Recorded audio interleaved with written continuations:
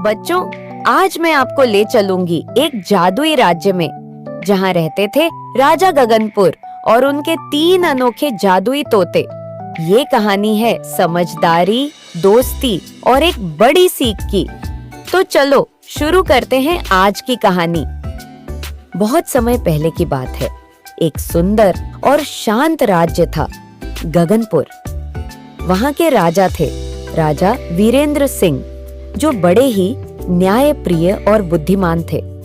उनके पास था एक अनोखा तोहफा, 3 जादुई तोते। पहले तोते का नाम था बोलू, जो हर भाषा बोल सकता था। दूसरे का नाम था देखू, जो दूर दराज की चीजें देख सकता था। और तीसरे का नाम था सोचू, जो किसी भी समस्या का हल सोच सकता था। राजा इन तीनों तोतों से सलाह लेकर ही हर फैसला लेते थे। एक दिन पास के दुश्मन राज्य का राजा दुर्जन गगनपुर पर हमला करने की योजना बना रहा था। राजा दुर्जन सोच रहा था और अपने आप से कह रहा था, अगर मैं गगनपुर जीत लूं, तो मैं पूरे उत्तर के जंगलों का राजा बन जाऊंगा। लेकिन उसकी योजना की भनक देखू तोते को लग गई। उसने दूर से सब देख लिया और उसने यह बात अपने राजा को बताई।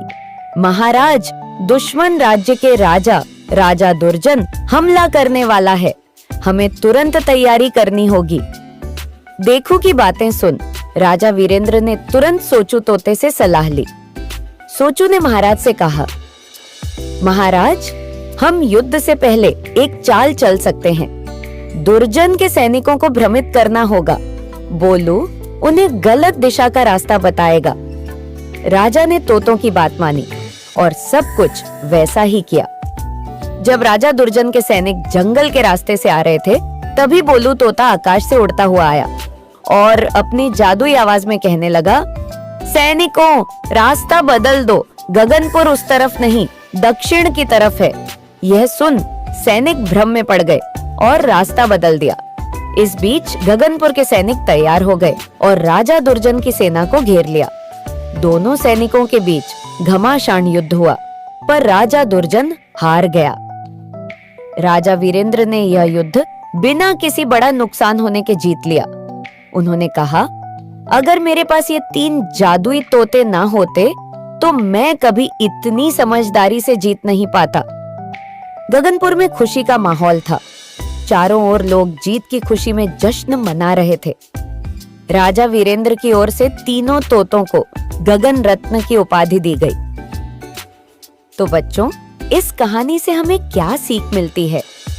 मुश्किल हालात में डरने की जगह समझदारी से काम लेना चाहिए।